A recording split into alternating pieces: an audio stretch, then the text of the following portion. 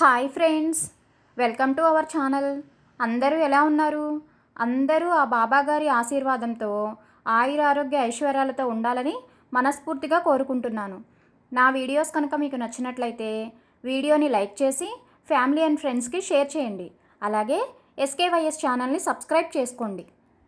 బాబావారి అనుగ్రహంతో ఈరోజు వీడియోలోకి వెళ్ళిపోదాం. ఈరోజు మనం మేక స్నేహితుల కథ, అలాగే కప్పా పాముల కథల్లో ఆ బాబాగారి లీలలను గురించి తెలుసుకుందాం. ముందుగా మేక స్నేహితుల కథ. బాబా ఒకనాడు 32 రూపాయలకు 2 మేక పిల్లలను బేరము చేసిరి. ప్రక్కనున్న భక్తులు వారించిరి.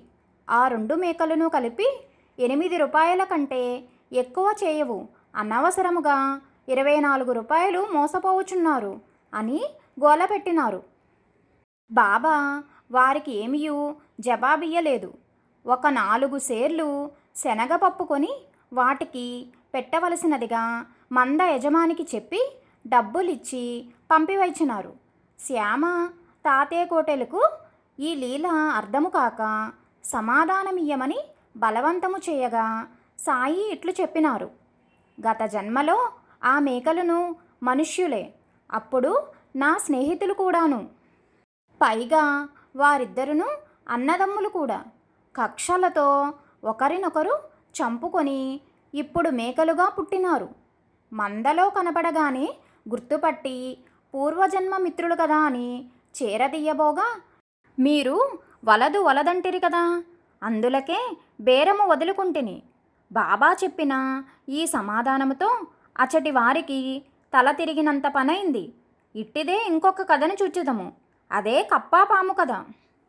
ఒకనాటి ఉదయము బాబా ఒక గృహస్థునితో కలిసి ఏటిగట్టున విశ్రాంతిగా చిలుము త్రాగుచుండిరి. ఇంతలో కప్ప బెకబెకలు వినపడగా గృహస్థుడు వెళ్ళి చూసెను. అచట ఒక పాము ఒక కప్పను మృంగబోవుచుండెను.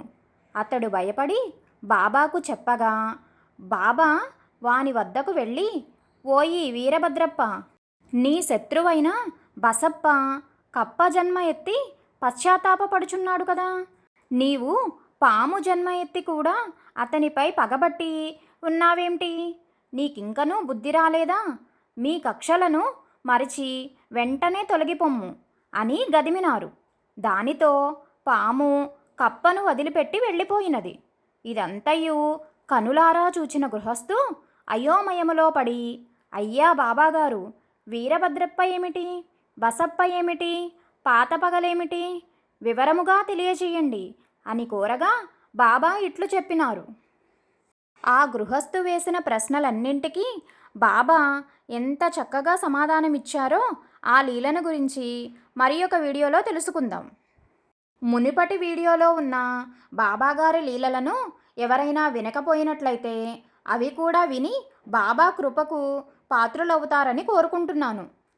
ఆ బాబాగారి లీలలను చదివిన వారికి లేదా వినిన వారికి కూడా ఆ బాబావారి అనుగ్రహం తప్పక లభిస్తుంది.